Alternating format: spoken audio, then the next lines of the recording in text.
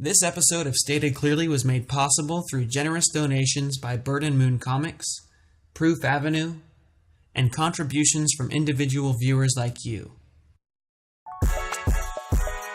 Stated Clearly presents, what exactly is evolution?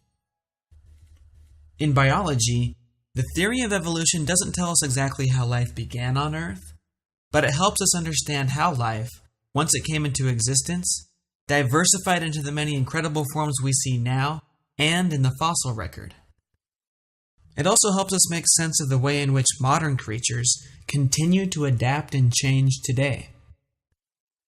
In biology, evolution can be defined as any change in the heritable traits, those are physical traits like fur color in mice, spots on the wings of butterflies, or instinctive behaviors like the way that dogs greet their friends with a sniff, within a population across generations. This definition can be a bit confusing, so let's see how it works. All healthy living things, from single-celled amoebas to flowers to dolphins, are capable of reproduction.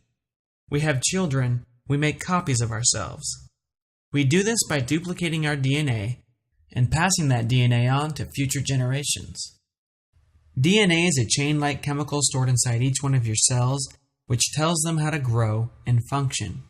Your DNA contains coded information on how to build you. The information in your DNA is different than that of, say, a daffodil's DNA, which is why you look and function differently than a daffodil. The information in your DNA is slightly different than that of Elvis Presley, which is one of many reasons you don't look or act quite like he did. Single-celled amoebas and other simple creatures reproduce by copying their DNA inside their guts, moving both copies to either side of their body, splitting in two right down the middle, and then growing back to full size. If all goes well, the two new amoebas will be exact copies of each other, but in nature, things aren't always perfect. When DNA is being copied, errors can occur which modify the DNA code. This is what we call a DNA mutation. These mutations, which happen completely on accident and randomly to any part of a DNA strand, can produce variation in the body shape and function of the creature who inherits the modified DNA. In this case, our new little friend has an arm that stretches extra long.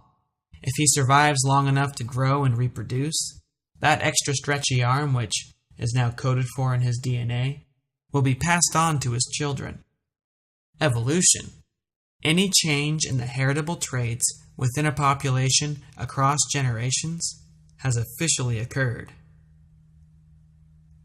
Reproduction for dolphins and badgers and people is a little more complicated. We have to find ourselves a partner.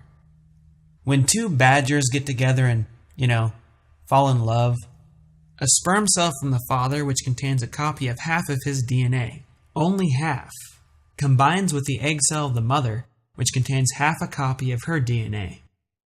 The result is a brand new cell with a complete set of DNA instructions, all the information needed to divide and grow up into a brand new badger.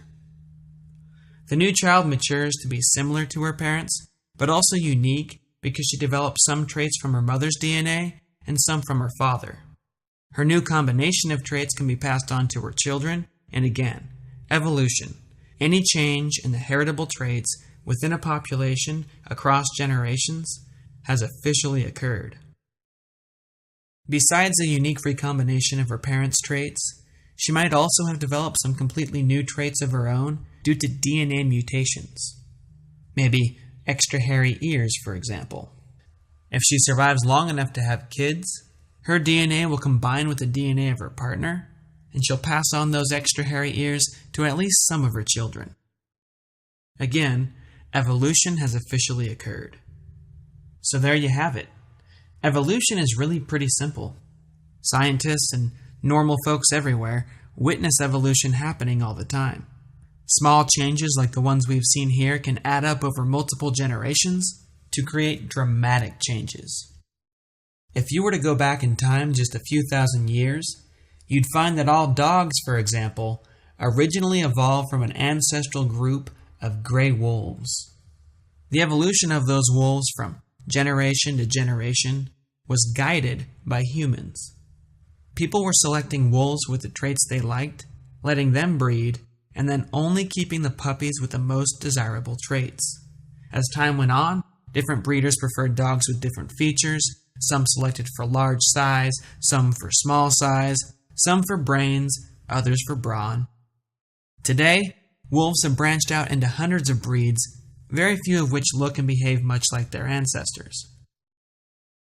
A massive amount of observable evidence from many different fields such as genetics, chemistry, paleontology, and mathematics overwhelmingly suggests that just like all dogs share a common ancestor, all living things, me, you, pufferfish, banana trees, if you go back far enough, also share a common ancestor.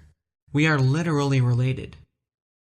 We don't know what the first life form was or exactly how it came to be, but the simple process of reproduction with variation over billions of years looks to be responsible for all the diversity of life we see today. Now, you might be saying, wait a minute, hold on here. Isn't evolution random? To do something functional like turn a wolf into an adorable mini poodle, random evolution had to be carefully guided by an intelligent dog breeder. Researchers claim that all mammals evolved from an ancient shrew-like creature, but the difference between a shrew and an elephant is far greater than that of a wolf and a poodle. Who guided that process? Who was the breeder? In the mid-1800s, two men, Charles Darwin and Alfred Russel Wallace, independently discovered that a breeder is not necessarily needed. There is another force capable of guiding random evolution to produce order and complex function. They called it natural selection, which happens to be the entire topic of our next video. But before you move on, let's recap what we've learned so far. Biological evolution is any change in the heritable traits within a population across generations. All healthy living things can make copies of themselves, but they do so imperfectly. Small variations can add up over generations to create dramatic differences in the body form and function of living creatures. Evidence overwhelmingly suggests that all life on Earth is related. So remember, next time you invite family and friends over for a holiday feast, you're actually just inviting family. That includes the turkey and the pumpkin in the pumpkin pie. I'm John Perry, and that's evolution stated clearly.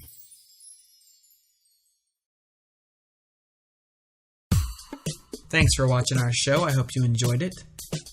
Make sure to give us a thumbs up on YouTube and subscribe to us if you want to see more.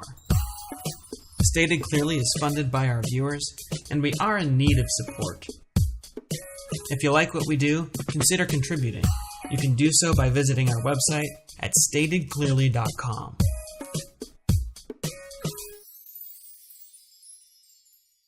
This episode was made possible by viewer contributions and by generous donations from Bird and Moon Comics and Proof Avenue. Make sure to check out Bird and Moon's awesome biology comic strips and posters at birdandmoon.com, and check out the musical talent of AD at proofavenue.com. Until next time, stay curious.